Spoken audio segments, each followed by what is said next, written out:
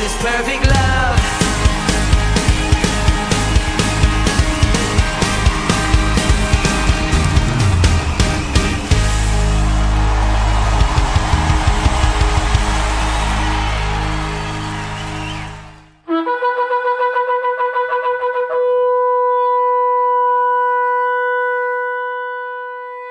Shalom Bapak Ibu Saudaraku yang terkasih di dalam Tuhan.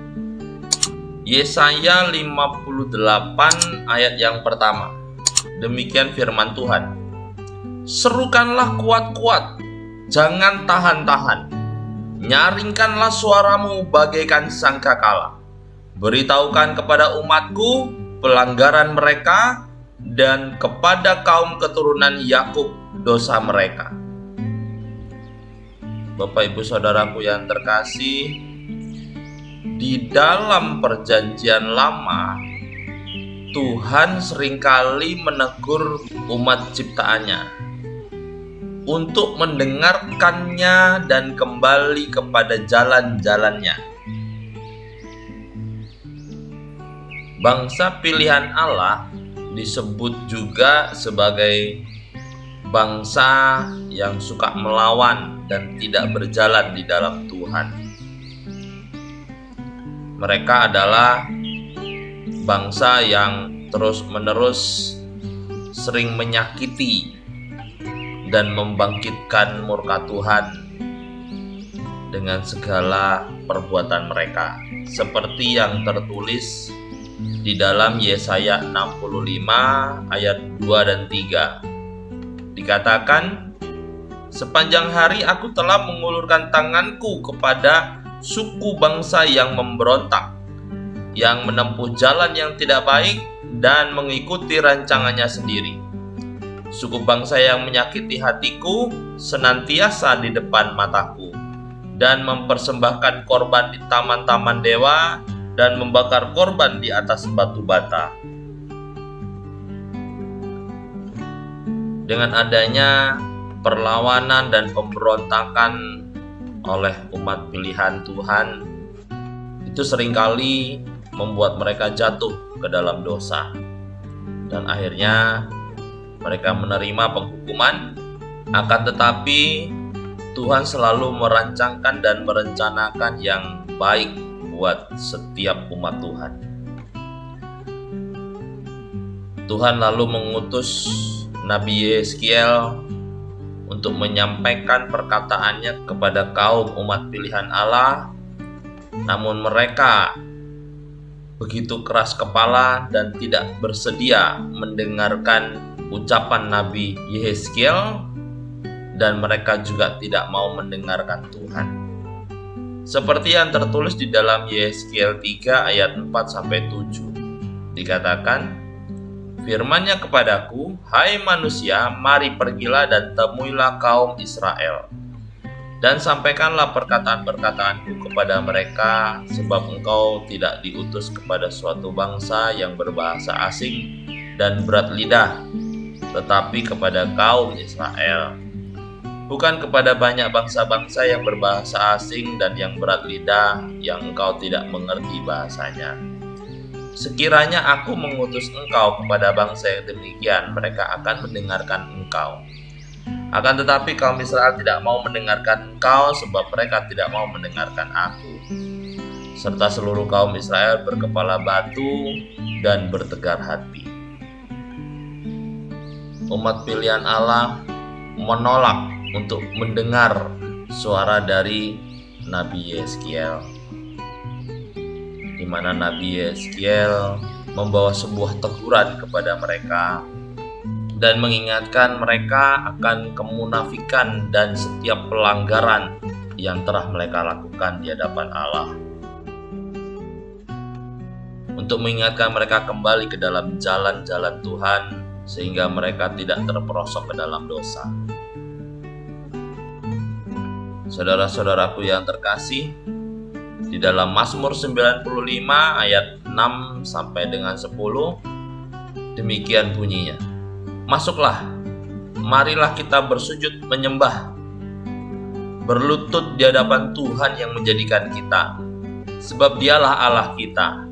dan kitalah umat gembalaannya, dan kawanan domba tuntunan tangannya.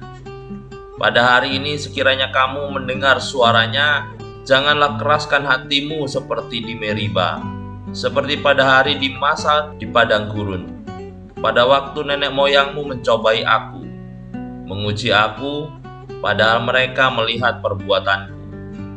40 tahun aku jemu kepada angkatan itu.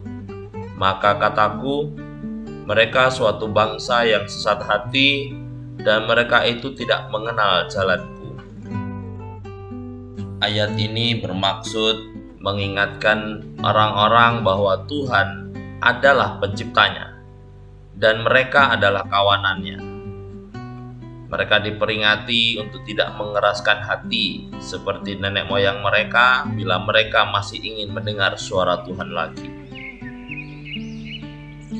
Tuhan menghendaki agar tidak ada yang binasa, melainkan semua orang bertobat. Tuhan memperingati kita sebelum menyatakan akan penghakimannya. Dan Tuhan memerintahkan kaum umat pilihannya untuk bertobat dan memilih untuk hidup. Karena Tuhan tidak berkenan kepada kematian siapapun, seperti yang tertulis di dalam Yeskiel 18 ayat 32. Demikian bunyinya. Sebab aku tidak berkenan kepada kematian seseorang yang harus ditanggungnya. Demikian firman Tuhan Allah. Oleh sebab itu bertobatlah supaya kamu hidup. Sedangkan kepada Nabi Sefanya, Tuhan memperingati mereka untuk mencari Tuhan sebelum titahnya mulai berlaku, dan murka Tuhan itu akan menghanguskan dan menimpa akan mereka.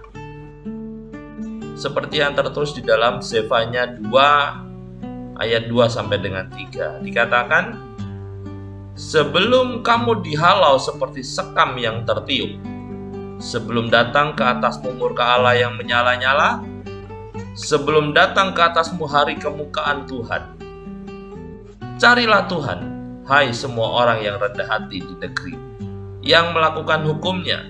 Carilah keadilan, carilah kerendahan hati, supaya kamu akan terlindung pada hari kemurkaan Tuhan. Oleh karena itu, Bapak Ibu Saudaraku yang terkasih, bunyi suara sangkakala, bunyi suara shofar adalah suatu perjanjian dan suara hadirat Tuhan.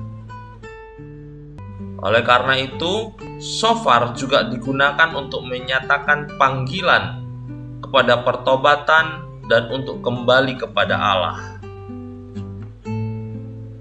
Oleh karena itu, saudara-saudaraku yang terkasih, untuk mengingatkan setiap umat ciptaannya dan bangsa pilihannya,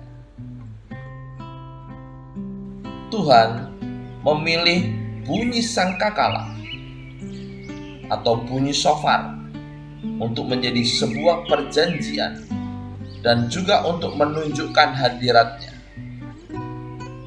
Dan di dalam Yesaya 58 ayat yang pertama, itu menyatakan bagaimana shofar digunakan untuk menyatakan panggilan kepada pertobatan dan mengingatkan umat ciptaan serta bangsa pilihannya untuk kembali kepada Tuhan, supaya mereka hidup dan terlindung pada hari kemurkaan Tuhan.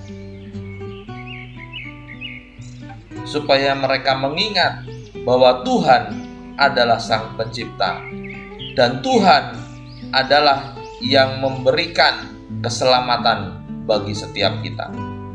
Tuhan Yesus memberkati.